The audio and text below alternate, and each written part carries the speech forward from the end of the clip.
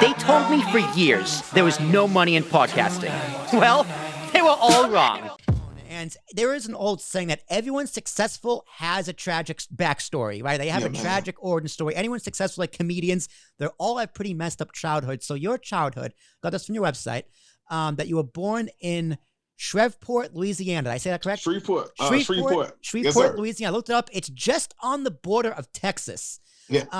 To a single mother at the age of 15, facing violence, murder, drugs, and gangs daily.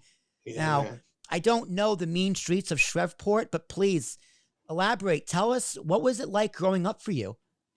Man, it was kind of crazy, man. Raised, in the African American family, grandma is the is the staple, right? So I lived with grandma. Mom was young, and so I ended up moving out with mom.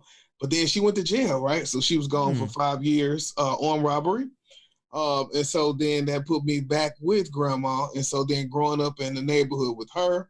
But when mom get out, this is only 7 years later. So here she is, I think I was 1992, I was 12.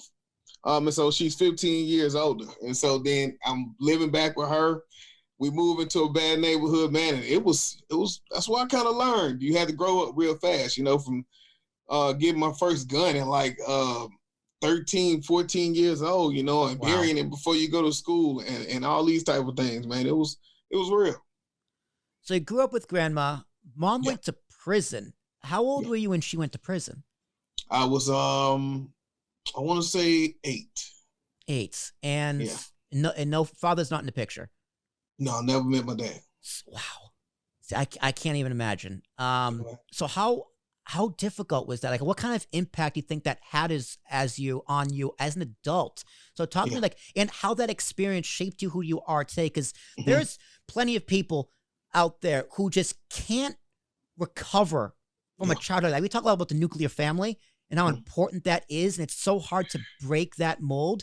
So how did you do it? What is the key to your success? Because like, even just speaking to you for 5 minutes now, I never would have guessed. Yeah, man.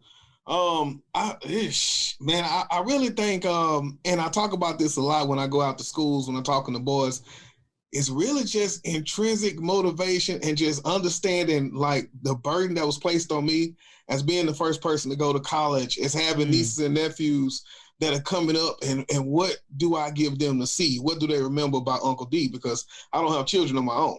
And so then it's like, what am I giving them? But also without having children, like, what do I want to leave as what people would know about me outside of that? And so, man, I think I was going down the path of not a good place. And like I say, a few things happened where I had to grow up. And after that, I just understood that it's bigger than me. And I became an educator. So how did that happen? How did you become a school administrator? And like, what does that mean? Like, what exactly do you do in I guess administrate? Yeah. Right now, I am assistant principal of Hicks Elementary.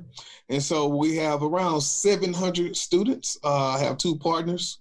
Man, and when I tell you, it's real as far as elementary, pre-K to fourth grade. And so, man, I'm pushing every day. But I will tell you, the way that I became an administrator and educator was I was going to school in Shreveport, Louisiana.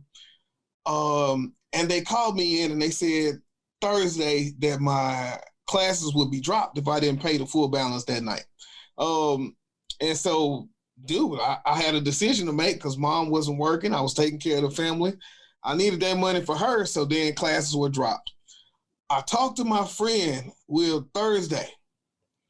He said, man, I just moved down to Houston. I'm living with my in-laws, but if you want to come down here and finish school, you're welcome.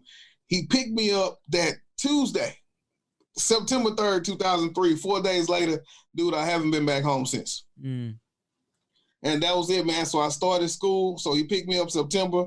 January, I started school 2004, and I finished December 2008 and became a teacher. And was that was higher education, or was that just standard? Yeah, that was higher education. Higher education. So what was school like for you as a kid? Did you like school? Was school tough? Yeah. Man, I was, coming from my background, you think about those transient kids, right? So I I had 2 elementary schools, I had 2 middle schools, and I had 2 high schools. And so just moving a lot, you build enough friends on each side of town, but it's also taking that time to make those friends. But I talk to my kids about college all the time. Dude, I didn't know anything about college until March of my senior year. Like, wow. I just happened to ask my brother, my god brother, I said, well, man, what you doing after you graduate? He said, dude, I'm going to college. And I said, what's that? And so it wasn't through the school. I can't even remember like college drives or anything, but it was just his family. That's what they did. They went to college. And I asked him what was college. And it was from that conversation that sparked me to take the leap from high school to higher education.